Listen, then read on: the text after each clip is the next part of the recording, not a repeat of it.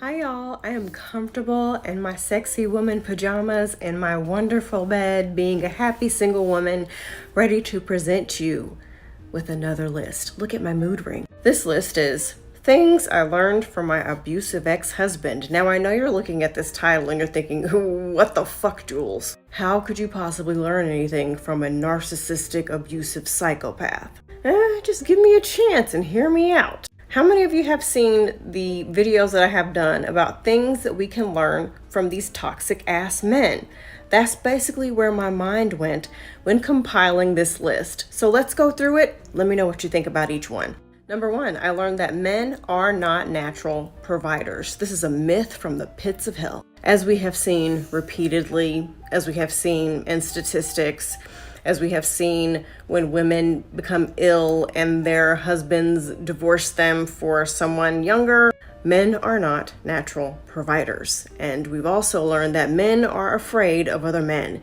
The only people that men will protect are themselves and other men. Now, wait a minute. I know what you're thinking. I'm married and my husband protects me. My father protects me. That's another thing. Men only protect what they own. You, in some way, are of service to them. If you're their wife, you're cooking for them, you're cleaning for them, you're taking care of their children, you're providing sex to them at the very least. And if you are their child, well, you're seen as an extension of themselves. It's kind of like a dog being protective over its bone.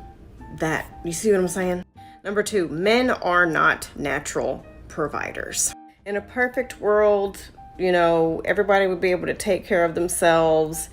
Families would help each other out. It would be an even playing field. But in the world of white supremacy and patriarchy, we have been beaten into this idea that there's a leader and a provider of the home, and the sweet little wife stays home ironing his pants.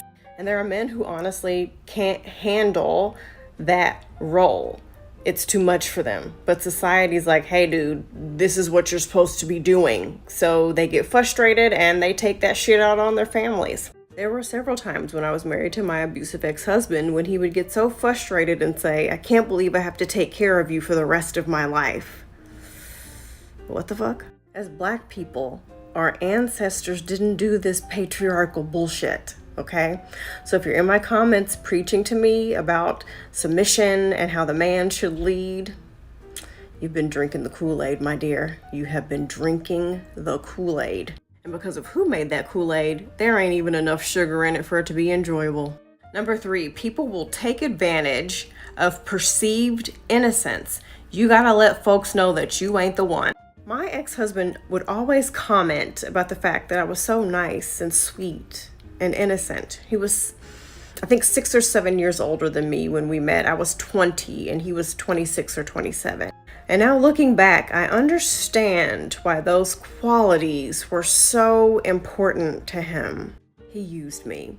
He used me to his advantage in every way imaginable. We as women have to stop wanting to portray this image that we are just so nice and loving and sweet and kind. I have noticed throughout my life that the only people who really ever called me mean or bitchy or rude were the people who were trying to take advantage of me and disrespect me and cross my boundaries, and I put my foot down, and that pissed them off. I am fine with somebody thinking I'm a bitch or rude. That's okay with me, but you know what you're not gonna do?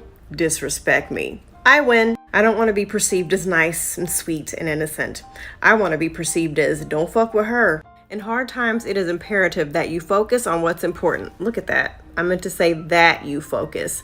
I can't even type, y'all. What the hell? Y'all get what I'm saying, right? Y'all aren't those type of people who corrects people on their English and their grammar all the time. Please tell me that we're friends. Okay, back to the list. When times were stressful, my ex-husband focused on getting out of those hard times. Hell, even if it meant treating me like shit. Now, what we can take from that is when we're going through shit, we should not be dating.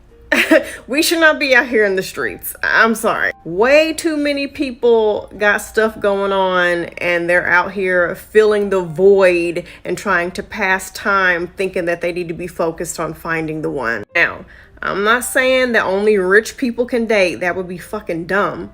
But I'm saying if you are going through a financial crisis right now, you need not be swiping left and right on a dating app. That should be the least of your worries. Getting your life in order should be top priority right now. If you're going through a crisis with your family or your kids, that should be top priority, not whether or not you should go on a coffee date or a dinner date. If men got some shit going on, they will break the fuck up with you in order to figure that shit out. Even when they're lying about going through a hard time, they will break up with you. But we want to balance every play. We have to have a man so bad that we will put on the back burner very important things that we need to be focusing on getting sorted out, just so we can chase around some guy. That need not be the case, honey. It needn't be the case. Number 5, keep asking till someone says yes. Now, I met my ex-husband in Arkansas, and he had like a rough childhood. No, I'm not telling you guys this to feel bad for him or to make excuses for his bullshit. Just follow me here. He had to do a lot of hustling to get by in his life. So we would get apartments that we didn't make enough money for, that we couldn't afford. He would get jobs that he was not qualified for, all by talking to the right people, all by going a step ahead the person who's telling him no. These guys do not respect authority, okay? So if you don't give them what they want, they're going to find a way to get it. Sometimes to our detriment, unfortunately. But the positive thing that we can take from that as women, we cannot back down. I hate to say this, but sometimes you gotta ask for the manager. Sometimes you gotta call corporate. Sometimes you gotta be the one to leave the Yelp review. Okay? Sometimes you gotta make the phone call and send the email. If you need something, you cannot just be like, oh, you said no? Well, okay. No. I have gotten so far in my life by having that same mindset. I have gotten so many opportunities and so much help at times in my life when I really needed it, just by refusing to accept somebody telling me that something can't be done or hearing the word no. Because there's some things in life that I'm definitely going to do. That's win.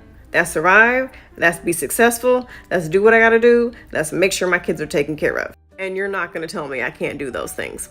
Number 6, leave when something is no longer serving you. These men will dump you and act like you don't exist. And they don't care what you have done for them. They don't care what you have going on. They don't care how many kids you have by them. They don't care how cute you look. They don't care about anything or anyone. Once they are sick of you, they are done. But we want to linger, and we want to understand, and we want to work things out. We want to talk.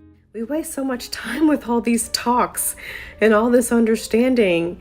The situation, whatever that is, it doesn't even have to be a romantic relationship. It's not working out. Time is up. Move on. That's how a lot of these men, as terrible as they are, that's how they're able to sleep at night, because when they're done, they don't give a fuck anymore.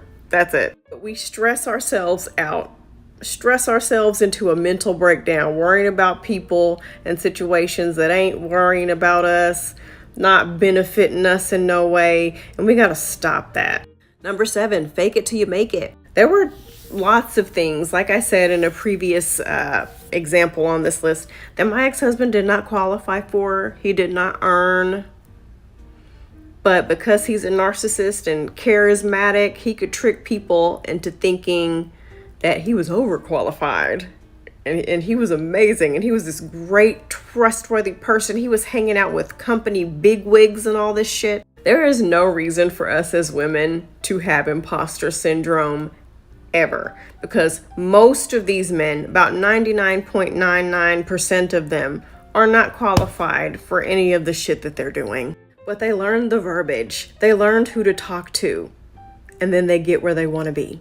That mindset has also helped me get very far in life. All those jobs that say you gotta have experience before you can get in, yeah, I was getting those jobs when I had no experience, which helped me gain experience in things that I needed to gain experience in. Does that make sense? Anyway, I hope this list was entertaining, me sharing another part of my life with you and things that helped me grow up a lot when I was young and dumb. Tell me some lessons that you guys learned when you were young that have helped you now.